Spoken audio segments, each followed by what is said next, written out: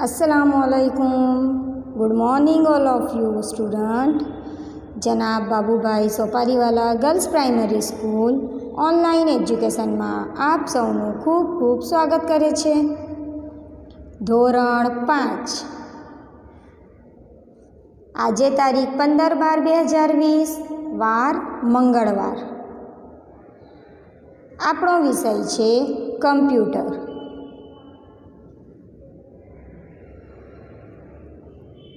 Computer में विषयांक पाठ 4 विंडोज़नो परिचय ए आपणे शीखी रह्या छे।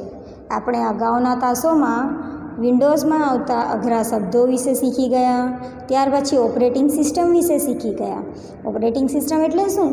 कॉम्प्यूटर ने चलाववा माटेना जे विशिष्ट प्रोग्राम होय छे एनी श्रेणी एटले के श्रृंखला एने ऑपरेटिंग सिस्टम कहेवाय छे। एना वगर कॉम्प्यूटर चाले ज नहीं, एटले कॉम्प्यूटर चलाववा माटे ऑपरेटिंग सिस्टम खूब जरूरी छे। त्यारबाद आपणे शीखी गया विंडोज़ ऑपरेटिंग सिस्टम। मोटा भागे कॉम्प्यूटर में माइक्रोसॉफ्ट विंडोज़ नामनी ऑपरेटिंग सिस्टम होय छे, जे विंडोज़ना टूंका नामथी प्रख्यात छे। अने तेनी आपणे लाक्षणिकताओं पर जोई गया। तेनी लाक्षणिकताओं शुं? तो तेमां काम करवा माटे आपणे कमांड के टूल याद राखवा पड़ता नथी। तेमां आइकन होय छे, ए आइकननी मददथी ज आपणे काम करी शकीए। तेमां जे डॉक्यूमेंट सेव कर्या होय तो ते भूसाता नथी। ए बधी एनी लाक्षणिकताओ हती, ए पण आपणे जोई गया। हवे आजना आपणे तासमां विंडोज़ में माउसनो उपयोग एटले के विंडोज़ सिस्टम में माउस आपणे कई रीते उपयोगी छे तेना विषे शीखीशुं। तो दरेक जण स्क्रीन पर ध्यान आपो। આપણે વાંચન પણ કરતા જઈશું, સાથે શીખતા પણ જઈશું। વિન્ડોઝમાં માઉસનો ઉપયોગ। વિન્ડોઝ જેવી ઓપરેટિંગ સિસ્ટમ માટે માઉસ એ ઘણું મહત્ત્વનું ઇનપુટ ડિવાઇસ છે। જ્યારે તમે માઉસ બટન દાબો છો ત્યારે તમે ક્લિક અવાજ સાંભળી શકો છો। અને આથી આપણે આગળ વધીએ એ પહેલાં માઉસની ક્રિયાઓ સંબંધિત પરિભાષાથી પરિચિત થઈએ। એટલે કે વિન્ડોઝ ઓપરેટિંગ સિસ્ટમ જે માઇક્રોસોફ્ટ વિન્ડોઝ નામની ઓપરેટિંગ સિસ્ટમ ચાલે છે એમાં માઉસ એક ઘણું મહત્ત્વનું કેવું ડિવાઇસ છે? ઇનપુટ ડિવાઇસ છે। આપણે અગાઉના પહેલા પાર્ટમાં કમ્પ્યુટરના કાર્યો અને ભાગોમાં જોઈ ગયા હતા કે માઉસ એ ઇનપુટ ડિવાઇસ છે, પરંતુ વિન્ડોઝ જેવી સિસ્ટમમાં એ ખૂબ જ મહત્ત્વનું ડિવાઇસ છે। કેમ કે માઉસથી જ દરેક કાર્ય આપણે કરીએ છીએ। જ્યારે આપણે માઉસનું બટન દાબીએ એટલે કે ડાબું બટન કે જમણું બટન, બે બટન હોય છે, એમાંથી ગમે એ બટન દાબીએ તો એનો ક્લિક અવાજ આપણે સાંભળી પણ શકીએ છીએ। હવે આપણે માઉસ સંબંધિત પરિભાષા એટલે કે વ્યાખ્યાઓ શીખીએ। Number 1 Poynting. પોઇન્ટિંગ કોને કહેવાય? તો આઇકન કે ટૂલ પર માઉસ પોઇન્ટર મૂકવું। પોઇન્ટિંગ કોને કહેવાય? આઇકન કે ટૂલ પર માઉસ પોઇન્ટર મૂકવું। હમણાં તમને પણ આ પોઇન્ટિંગ દેખાય છે રેડ કલરનું, બરાબર ને? એવી જ રીતે કોમ્પ્યુટરમાં પણ પોઇન્ટર હોય છે। તો આપણે કોઈ પણ આઇકન કે કોઈ પણ ટૂલ પર માઉસ લઈ જઈને માઉસ ત્યાં મૂકીએ એટલે કે તે જગ્યા પર મૂકીએ તો એક નાનકડો એરો આપણને દેખાશે, તો એ એરો કહેવાય છે માઉસ પોઇન્ટર। એટલે કે પોઇન્ટિંગ કરવું, કોઈ પણ આઇકન કે કોઈ પણ ટૂલને પોઇન્ટિંગ કરવું। Number 2 click. માઉસ બટન દબાવીને છોડી દેવું। ક્લિક એટલે શું? માઉસનું બટન એક વખત દબાવીને છોડી દેવું તો ક્લિક અવાજ પણ આપણને સંભળાશે અને એ ક્રિયાને શું કહેવાય છે? ક્લિક। જો તમને વ્યાખ્યા પૂછાય કે ક્લિક એટલે શું, તો તમારે એ રીતે લખવાનું કે માઉસનું બટન દબાવીને છોડી દેવાની ક્રિયાને ક્લિક કહે છે। પછી નંબર 3 લેફ્ટ ક્લિક। માઉસનું ડાબું બટન ક્લિક કરવું। સામાન્ય રીતે ક્લિક એટલે લેફ્ટ ક્લિક, કારણ કે માઉસનું ડાબું બટન વારંવાર વપરાય છે। હવે આપણે માઉસ ઉપર હાથ મૂકીએ છીએ અને એટલે કે આંગળીઓ મૂકીએ છીએ ત્યારે આપણે જમણો હાથ મૂકીને કામ કરીએ છીએ માઉસ ઉપર, ત્યારે આપણી જે ડાબી તરફના હાથવાળી કી છે એટલે કે બટન છે એ ડાબું બટન કહેવાય માઉસનું। તો એ ડાબા બટન ઉપર આપણે ક્લિક કરીને જ કાયમ કામ કરીએ છીએ। એટલે કે સામાન્ય રીતે ક્લિક, આ ક્લિકનો મતલબ શું થયો?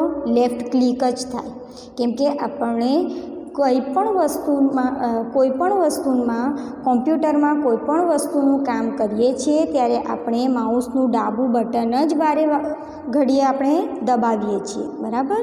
વારંવાર ડાબું બટન જ વપરાય છે, એટલે કે લેફ્ટ ક્લિક અને ક્લિક એ બંને એક જ કહેવાય. એટલે માઉસનું ડાબું બટન ક્લિક કરવાની ક્રિયાને લેફ્ટ ક્લિક કહેવાય છે. અને એમ પૂછી શકાય કે સામાન્ય રીતે ક્લિક એટલે શું? તો સામાન્ય રીતે ક્લિક એટલે લેફ્ટ ક્લિક, કે ડાબું બટન માઉસનું વારંવાર વપરાય છે. મોટે ભાગે ડાબું બટન જ વપરાય છે. જમણા બટનનો ઉપયોગ ખૂબ ઓછા પ્રમાણમાં થાય છે. હવે આપણે આગળ જોઈએ. તમારે આ વ્યાખ્યાઓ યાદ રાખવાની છે, એટલે બરાબર ધ્યાન આપજો.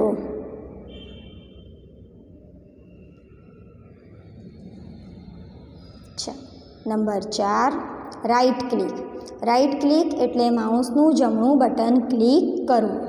માઉસનું જમણું બટન એટલે કે જમણી બાજુ માઉસ પર જે બટન આવેલું હોય છે એ બટનને ક્લિક કરવાની ક્રિયાને રાઈટ ક્લિક કહેવાય છે. Number 5, double click. માઉસ બટનને 2 વાર ઝડપથી દાબવું.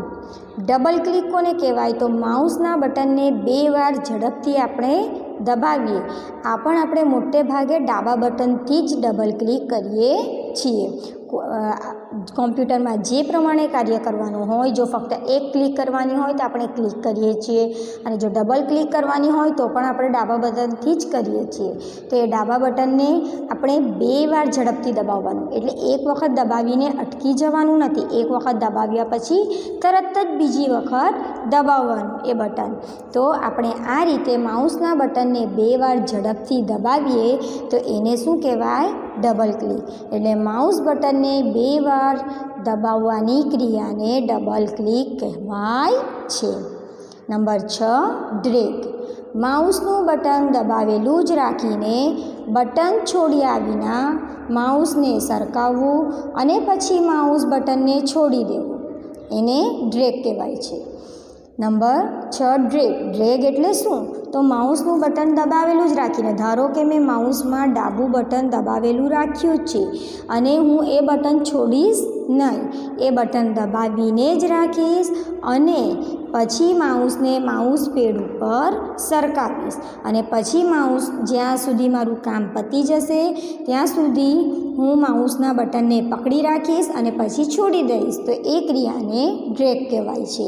અને જો વ્યાખ્યાના સ્વરૂપે આપણે જોવું હોય તો એમ કહી શકાય કે માઉસનું બટન દબાવેલું જ રાખીને માઉસને સરકાવવાની ક્રિયાને ડ્રેગ કહેવામાં આવે છે.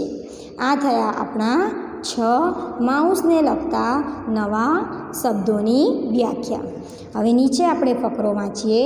માઉસ પેડ પર જ્યારે તમે માઉસ સરકાવો ત્યારે ડેસ્કટોપ પર તમને એક નાનકડો એરો સરકતો દેખાશે. તે ડેસ્કટોપ પર માઉસની જગ્યા દર્શાવે છે. આથી આ એરો માઉસ પોઇન્ટર કે પોઇન્ટર તરીકે પણ ઓળખાય છે. માઉસ પેડ પર તમે માઉસ સરકાવો તે પ્રમાણે ડેસ્કટોપ પર માઉસ પોઇન્ટર પણ ખસે છે. અહીંયા કહ્યું છે કે ડેસ્કટોપ પર એક નાનકડો એરો સરકતો દેખાશે. મેં શરૂઆતમાં જ તમને કહ્યું, ડેસ્કટોપ એટલે કે વિન્ડોઝની જે મુખ્ય સ્ક્રીન છે તેના ઉપર એક નાનકડો એરો સરકતો દેખાશે. જેમ આપણે માઉસને સરકાવીશું તેમ એ એરો સરકતો દેખાશે. તો તે એરોને શું કહેવાય છે? માઉસ પોઇન્ટર અથવા પોઇન્ટર કહેવાય છે.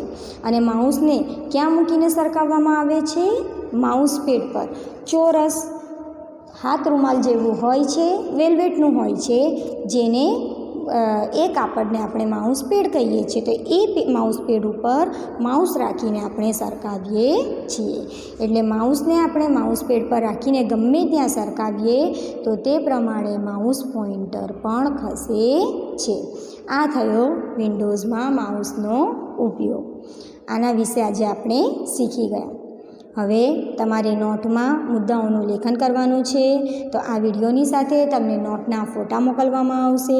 તેમાંથી જોઈને તમારે નોટમાં મુદ્દાઓનું લેખન કરવાનું છે. અને અમારી શાળાની ચેનલને સબસ્ક્રાઈબ કરવાનું ભૂલશો નહીં. Thank you. અલ્લાહ હાફિઝ. હવે આપણે આવતા તાસમાં નવા ટૉપિક સાથે મળીશું.